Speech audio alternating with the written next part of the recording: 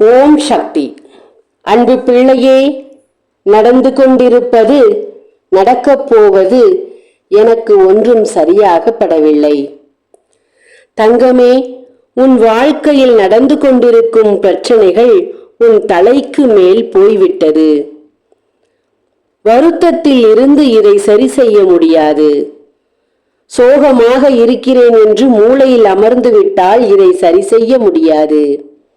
பிள்ளையே, உன் வாழ்க்கையில் இருக்கும் பிரச்சனைகளை சரி செய்ய வேண்டும் என்று நீ நினைத்துக் கொண்டிருக்கிறாய். ஆனால் இன்னும் இன்னும் எப்படி உனக்கு பிரச்சனைகளை அதிகமாக்கி விடலாம் என்று சிலர் இங்கே யோசித்துக் கொண்டிருக்கிறார்கள். உன் பாதம் அடுத்த அடி எப்படி எடுத்து வைக்கிறது என்று கூட கவனிக்க இங்கே ஆட்கள் இருக்கிறது. அது உன்னுடைய உற்றார் உறவுகளாகவும் உன்னுடைய இரத்த பந்தங்களாகவும் அக்கம் பக்கத்தினராகவும் இருக்கிறது. அண்டை வீட்டில் இருப்பவனுக்கு கூட வேறு வேலை இல்லை, உன்னை பார்த்து கொண்டு உனக்கு பிரச்சனைகளை கொடுக்க வேண்டும் என்றுதான் உருவாகி விடுகிறார்கள்.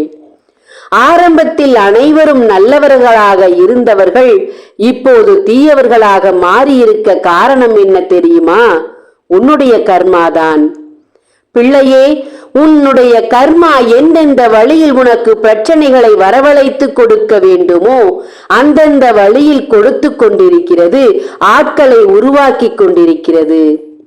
உன்னிடத்தில் சிரித்து பேசி மகிழ்ந்தவர்கள் கூட இன்று உன்னை வார்த்தைகளால் வஞ்சித்துக் கொண்டிருக்கிறார்கள்.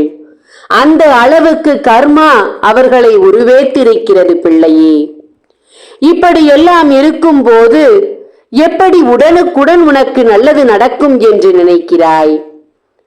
ஒரு முறை உன்னுடைய வேலைகளை ஒதுக்கிவிட்டு தெய்வத்தை சென்று பார்த்துவிட்டு வந்து எதுவுமே நடக்கவில்லை என்ற வார்த்தை வருகிறது.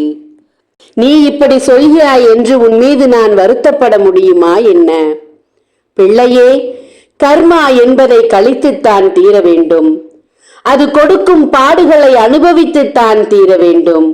அதுதான் இங்கே விதியாக மாறியிருக்கிறது. பிள்ளையே, உன் கர்மாவை குறைப்பதற்குத்தான் உன் பின்னால் நான் வந்து கொண்டே இருக்கிறேன்.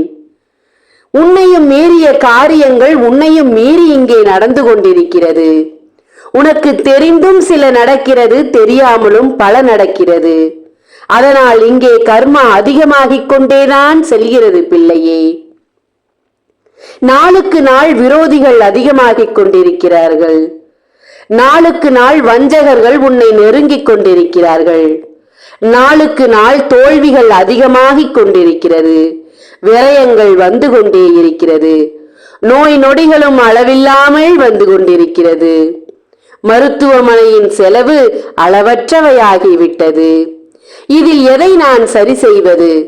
என் குடும்பம் ஒரு புறம் ஒற்றுமையில்லாமல் பிரிந்து விடுமோ என்ற பயமும் இருக்கிறது. என் பிள்ளைகள் வேறு வழியில் சென்று விடுவார்களோ என்ற அச்சம் எனக்கு வந்துவிட்டது. இப்படி எதை சரி செய்வது என்று தெரியாமல் சுற்றி சுற்றி இருக்கும் பிரச்சனைகளை பார்த்து பார்த்து உன் நாட்கள் கழிந்து கொண்டிருக்கிறது. இந்த விடியல் எனக்காக இருக்குமா? நாளை விடியல் எனக்காக இருக்குமா என்று ஒவ்வொரு விடியலையும் எதிர்பார்த்து காத்திருக்கும் என் அன்பு பிள்ளையே, உன்னை சுற்றி இருக்கும் வஞ்சகர்களின் எண்ணங்கள் என்ன தெரியுமா? உன் இரத்தத்தை உறிஞ்சி எடுக்க வேண்டும். தங்க பிள்ளையே, எப்போதோ நீ செய்த பிழைக்கு அந்த இரத்தத்தை உறிஞ்சி எடுக்க வேண்டும் என்ற எண்ணம் அவர்களுக்கு வந்து இன்றும் உன் மனம் மாறி உன்னை போல் யாரும் இல்லை என்று நீ இருக்கும் அளவில் கூட வஞ்சகம் தீராமல் உன்னை துரத்தி கொண்டிருக்கிறார்கள். இதற்கு காரணம் கர்ம வினையாகத்தான் இருக்கிறது. நல்லவர்களை கூட தீயவர்களாக மாற்றி வைத்துக் கொண்டிருக்கிறது கர்மா. பிள்ளையே, ஒரு முறை தெய்வத்தை வணங்கிவிட்டு நல்லது நடக்கவில்லை என்று கூறும் வார்த்தையை இன்றோடு விட்டுவிடு. உனக்கு இருக்கும் கர்மாவின் அளவை, தெய்வ காரியத்தை நீ கையில் எடுக்க எடுக்கத்தான் உன்னால் குறைக்க முடியும்.